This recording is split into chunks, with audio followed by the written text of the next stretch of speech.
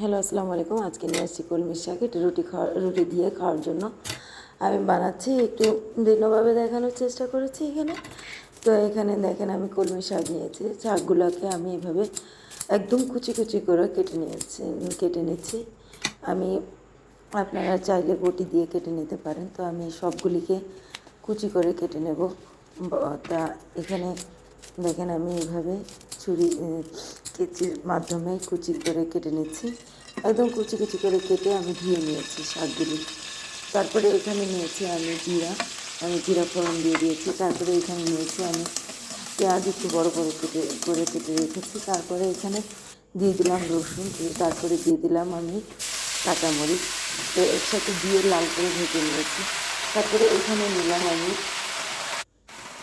দেখুন কলমি শাক। তো কলমি শাক আমি এগুলো সবগুলি আবার কলমি শাক কড়াইতে দিয়ে দিয়েছি। কড়াইতে দিয়ে তারপরে আবারও আমি কাঁচা কাঁচা রসুন, কাঁচা পেঁয়াজ, কাঁচা মরিচ, তারপরে হলুদ, তারপরে হলো ধনে গুঁড়া দিয়ে দিয়েছি।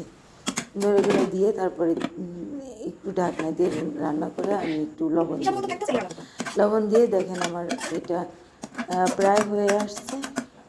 তো এইভাবে দেখেন আমি এখানে আরেকটু রান্না করব। রান্না করার পরে এটা আমার দেখেন হয়ে গিয়েছে। কলমি শাকটা খুবই সুন্দরভাবে হয়ে গিয়েছে। তারপরে এখানে নেব আমি একটা রুটি নিয়ে এখানে কিভাবে রোল করছি আপনারা একটু দেখে নিন। তারপরে এখানে লম্বা করে আমি এখানে দেখেন তারপরে একটা করে কাঁচামরিচ দিয়েছি। তারপরে একটু পেঁয়াজ দিয়েছি। পেঁয়াজ দেওয়ার পরে লম্বা লম্বা করে ফাইল করে কাটা আমি এখানে শসা দিয়েছি।